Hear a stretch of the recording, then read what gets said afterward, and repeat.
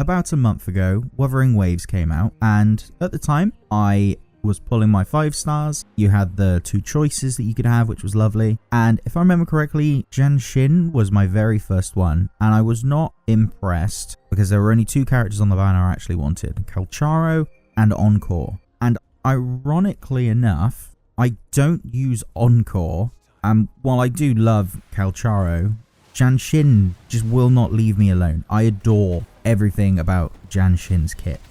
So the original plan was I was going to stick her in my current team until I get Yinlin, and then I can slot her in instead of Jianxin. And unfortunately for Yinlin, what this has equaled to is instead of Yinlin, who cost me so much resources to acquire, she's been put on the backbench almost permanently just because I adore everything that Jianxin brings to the table.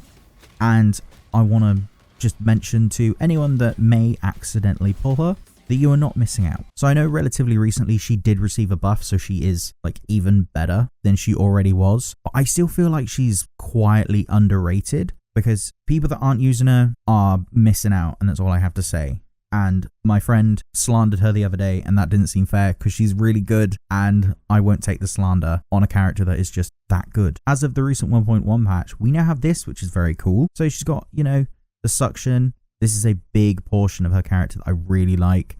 High heavy attack damage is whatever. Team survivability. Yes, we will get into why that is the case shortly. Provides, you know, resonance liberation damage, amplification for a specific teammate. She's great. Now, mine is not particularly well built. I'm Union level 46. So my character's still only level 70. So I've still got a long ways to go before I'm maxing out their damage potential and whatnot. Her weapon is not ideal, but it's like the only 4-star gauntlet I actually have set up. Her, as you can see, her echoes are in a state of current replacement. We're working on her. I've not really done much of her skill tree or her forte.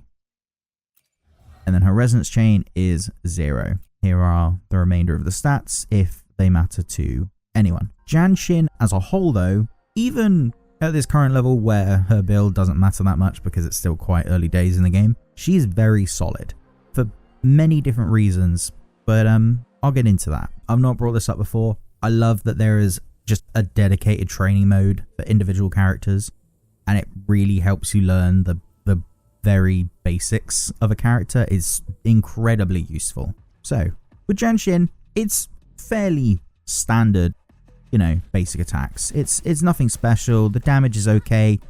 It has the suction, the traction. Very big fan of. Very nice. For air attack, it's whatever. I don't end up doing it all that often. Admittedly, the only time I end up doing it really is after a big monkey boy attack, because usually you can like dash out of it and then heavy and then basic attack. The heavy attack I don't use. It never really gets any use. Now this on the other hand, incredibly useful. Parry is very strong,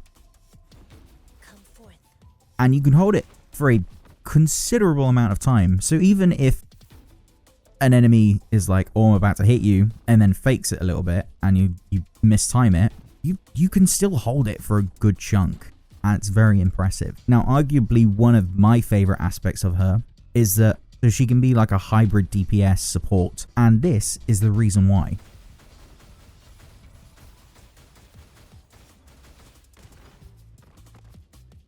That creates a shield. Now, if I'm not mistaken, currently there aren't that many shield users in the game. There's the pink-haired girl who just reminds me of Noelle from Genshin, and off the top of my head that's all I can think of. And then there's Jianxin, and Jianxin's is completely effortless. And the great part about it is a massive AoE. Sure, it doesn't do the biggest amount of damage in the world, but it's still significant AoE potential. And then her ult, which is just beautiful for setups, is literally just, I'm going to speak in Genshin terms, it's a venti ult. It just gives a lovely black hole that everyone gets sucked into, and you can switch into another champion, into another character, and then just decimate.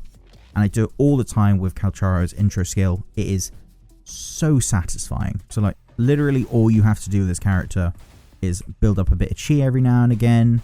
You have her lovely AoE, which gives you a bunch of shield, which means you can't take any damage. If someone's about to punch you, you can parry, mitigate the damage, and do a bunch of break damage at the same time, or whatever it's called. I can't remember the name off the top of my head. And then just for super convenient setups, we have her ult, where everyone just gets smushed together, and then you can beat them up either as Jianxin, or you can just switch to another character and have an absolutely phenomenal time. Jianxin is just a very underrated character. Now I know she has gotten better, but in the grand scheme of things, she is kind of overlooked by other characters because, you know, she is a standard 5-star. They're eventually going to be phased out, and, you know, that's to be expected. Power creep is inevitably going to happen. But of all the characters in the game that I currently own, she quite honestly gives me the most utility because she provides a shield. She can parry, ignoring damage. She can do fairly decent AoE damage. She can ult to make sure everyone gets stuck in one place, so you can go into a different character and do a significant amount of damage with very little effort. She provides so much utility to the team. It is crazy. And that is honestly why I find it so hard to replace her, because she is just really solid. So if anyone is out there that is thinking about getting Jianxin in the future, or are worried about getting her in the standard banner, or maybe you've just gotten her by accident by losing the 50-50, she's definitely worth putting some time into. She's really fun. She's super solid. She can fit in pretty much any team because she will always be a decent shielder. Plus, being able to group enemies together is always going to be useful for certain characters that have maybe short ultimates that do an explosive amount of damage. Very, very useful.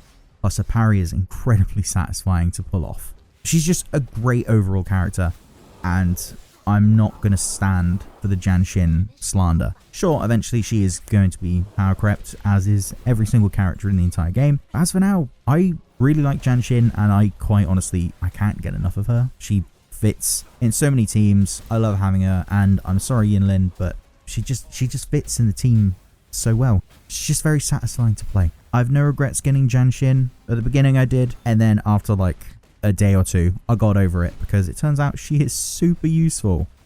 Having a dedicated shielder on your team, very, very good.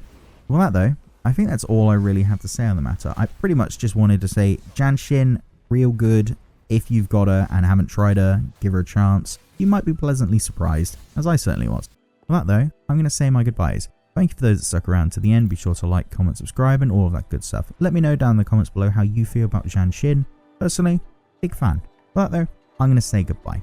I've been James, the Mayor of Jamestown, and until next time, goodbye.